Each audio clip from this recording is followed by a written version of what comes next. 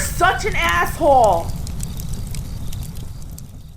AssholeConsulting.com. The money keeps coming in, which is all the more reason you should donate to my PayPal account or my Patreon. I do have PayPal and I do have Patreon. Do I need the money? No, but I'll take more money because I am a greedy asshole. Anyway, where'd he go? Young man writes, "Hey asshole, I want a video response. Please keep me anonymous. Back in January, I was laid off from my job as a financial analyst. I graduated from university in 2016. This was my second post-college job. I have a year of experience from my first job and 7 months from my second. Instead of jumping back into the workforce, I want to use this time to travel. I'm planning on hiking through the Appalachian Trail.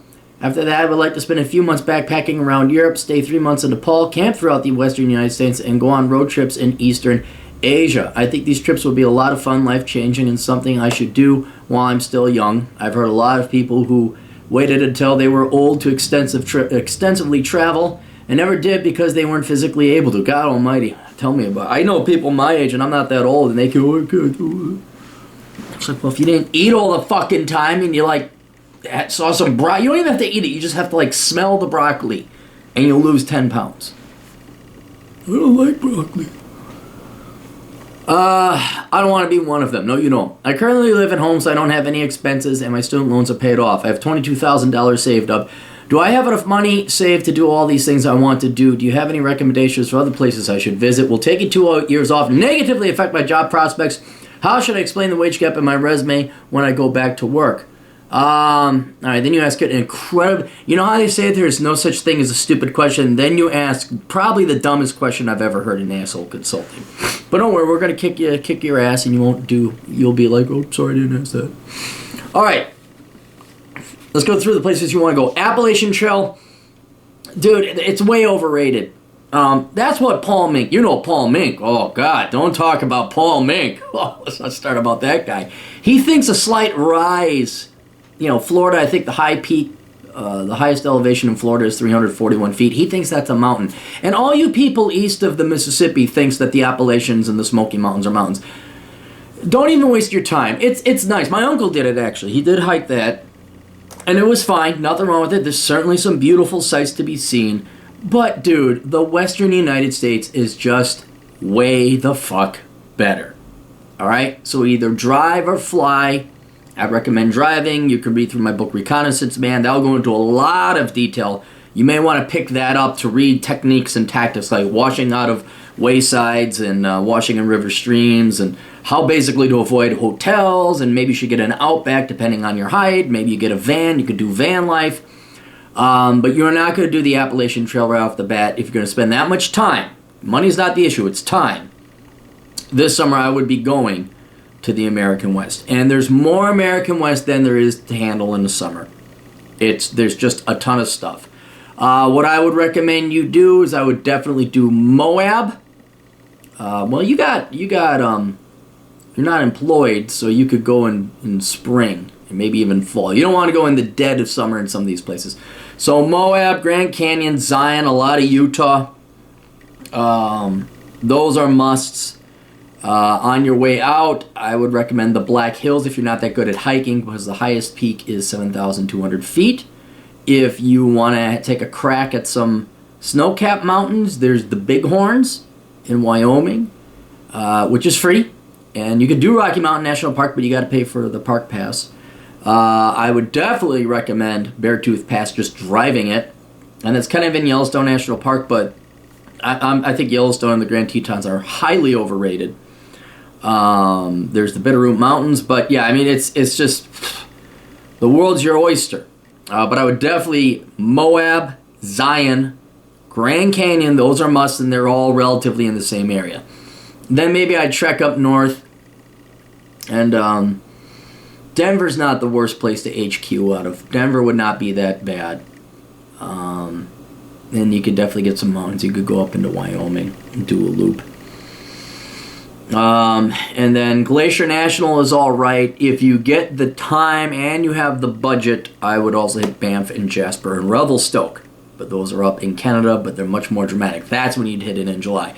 Anyway, there's plenty out there for you to sink your teeth into for an entire summer out in the American West. The next thing I would do is Europe. because we're gonna scale. You don't want to go to a foreign country where they don't speak English and the infrastructure ain't that good. You want to start traveling as a rookie in a country you speak the language. Cut your teeth there. Then I recommend Europe for 3 months. Then I am going to recommend Nepal before you go to East Asia. Because when you say East Asia, what is that? China? Vietnam? Southeast Asia? The Philippines? Japan? And that could get very, very expensive. And I know you said you want to do road trips. I think you'd be better on the train. But yeah, so that's the order I would do it. In the Appalachian Trail, I'd wait till you're an old fart like me or even older. Wait till you're an ugly old fart that can't barely walk. Then go do the Appalachian Trail. But it's just not that exciting. It just isn't. All right, so can you afford them? I did some research and some number crunching. Yes, you can. I think you can afford all 4, especially if you do them one a summer. And then you go back home and you work up some more money. Go back home and work up some more money. You have enough as it is right now to do them, but you're going to have to do them cheaply. Especially in the United States, you're going to have to live in your car. That's basically it. Or you're going to have to do couch surfing. Go to couchsurfing.com. Yeah, you're going to live in your car. You're going to wash out waysides, and that's what I did in my 20s, even in my 30s, not too long ago. So hotels are not going to be an option for you. Then when you get to Europe, you're going to be looking at hostels, again, couch surfing as well. Hopefully you got some friends on the interwebs that allow you to stay with them. You can say, hey, I'm coming to Europe. Can I crash with you? Nepal, I don't know what the language is they speak there. Nepalese, I guess is what it is. There it's dirt cheap to live, but your flight is going to be expensive. And then Eastern Asia, that you got to, what part? What part? China alone has scores of towns with 10 million people or more in them. Do you want to do Thailand? Do you want to do Cambodia? I mean, that you guys sit and think through. Seoul is going to be a lot more expensive than Phuket. I know it's Phuket or Phuket, but you're going to need to narrow it down. You can't just say Eastern Asia and go there. Now, ever so roughly, you're looking at $5,000 for 3 months for each of these areas, except Eastern Asia, which, again, I don't know what that means. Nepal, I did some research. You get there really cheap. You can't get there really cheap, but living is pretty cheap. Europe, you stay in Eastern Europe a little bit. It's cheaper than Western Europe, but I think, boy, they were talking about $45 a day. And I was like, boy, that sounds pricey. And then the United States, I think you can get out there with gas and everything pretty cheap, bum around, and then make it back home. Now, you're going to be eating in your car. You're going to be eating Walmart food. You're not going to be, Subway will be a treat. So, like I said, use the United States to cut your teeth on this plan before you start going overseas and further complicating it with languages you're not familiar with and you don't know, and towns and cultures and people you're not familiar with and don't know. So try it here in the United States. I feel like to say don't go to Wyoming, but Wyoming's got some okay parts. Do you have any recommendations for other places I should visit? I like what you're doing. United States West, forget Appalachia. I like the idea of going to Europe. Nepal, I don't know what the poll is.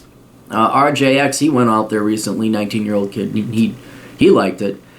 I don't know if I go to Nepal. I would try Southeast Asia first, like Thailand, Cambodia, maybe Vietnam. But that's only because my buddy Khan is from Vietnam and he speaks highly of it. So I'd kind of. And then if you want, you can always jet south and go to Australia. But I don't know if you want to see a bunch of pussies who gave up their guns. But I would, that Asia trip. Asia's a little big. I would dice that up into future separate ones, but I would probably do Southeast Asia, not just Asia. Like if I'm going to go to China, I'm going to go to China. If I'm going to Japan, I'm going to go to Japan. If I want to go to Korea, I'll go to Korea, and I will spend a month there in each of those respective places. But it is going to be expensive. I mean, you're talking some of the most expensive cities in the world. Will taking 2 years off negatively affect my job prospects? No. Watch my video. Don't try until you're 35. No one's taking you seriously. You've already had enough stints. I can almost tell because of the short stints you've had at work that they lied to you about job descriptions and they fucked you around. You need your CPA. I won't even bother applying for jobs in accounting unless you have your CPA. And you absolutely should be doing this trip. And so it's not going to affect your job prospects. How should I explain the gap in my resume when I go back to work? Just say, I went around and traveled around the world and fucked off. That's what I did.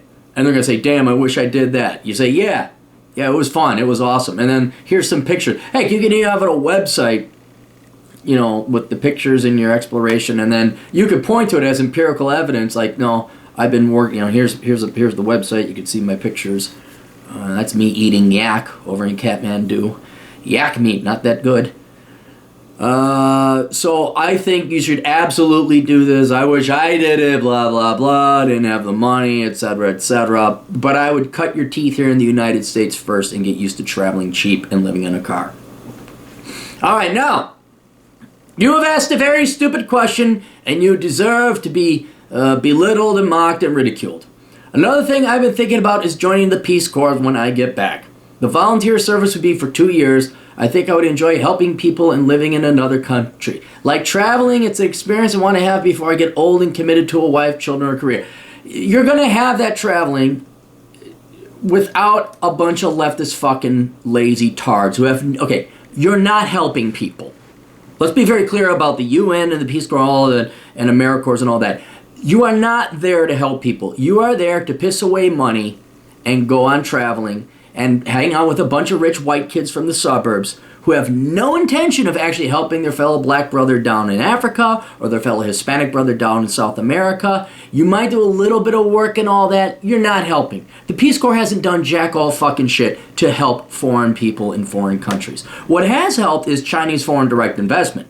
What has helped is oil in Nigeria and engineers and investors. That is what's helped people in foreign countries, all right? But this is, what is it? Chris Beckloff says, Mackenzie and the fuck-around gang. It's no different. Peace Corps is government, and then when they're going on missionary trips, like the high school kids, we're going to go on a missionary trip to Kenya, and they just are basically fucking tourists, and maybe they sing a song for the fucking poor Ethiopians, or Kenyans rather, and like, God damn, we wish we had some food. Oh, but hey, here's some Bibles. Well, I can't eat that, it's not that good.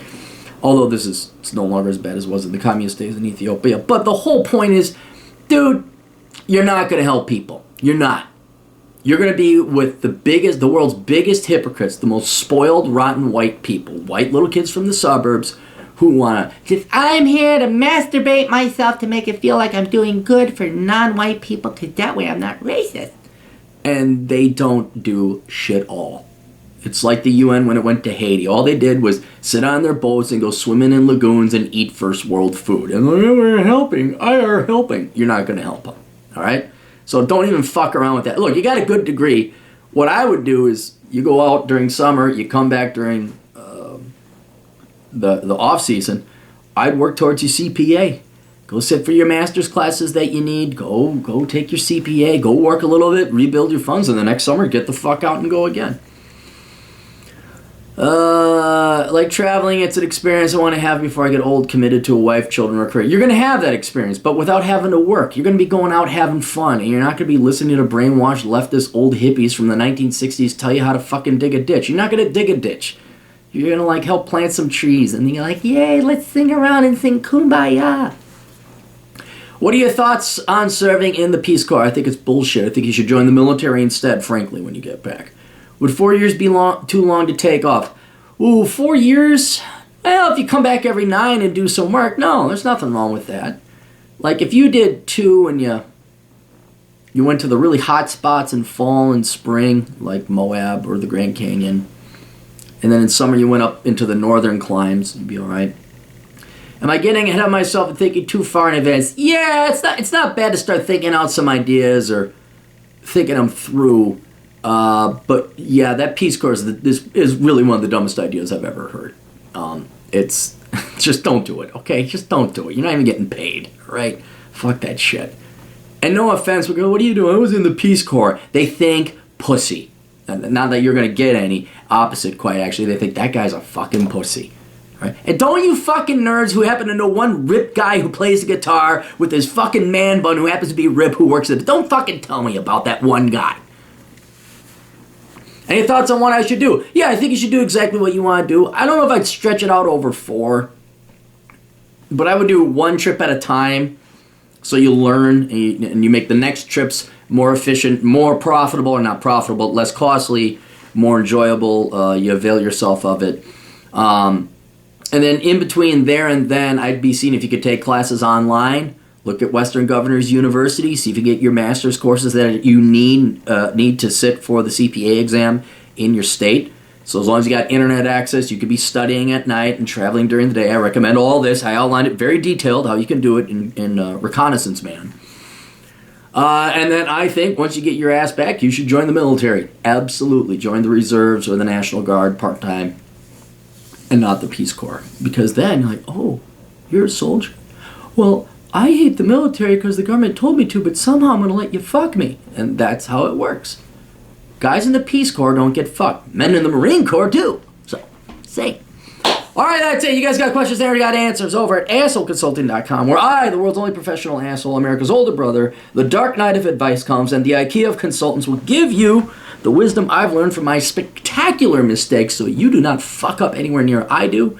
So by the time you're 42, you'll be rich and happy and debt-free. Go buy my books. They're all available online. Check out the blog, because now I'm back. I can start writing again and all that other good shit. We'll see you kids later. Toodles.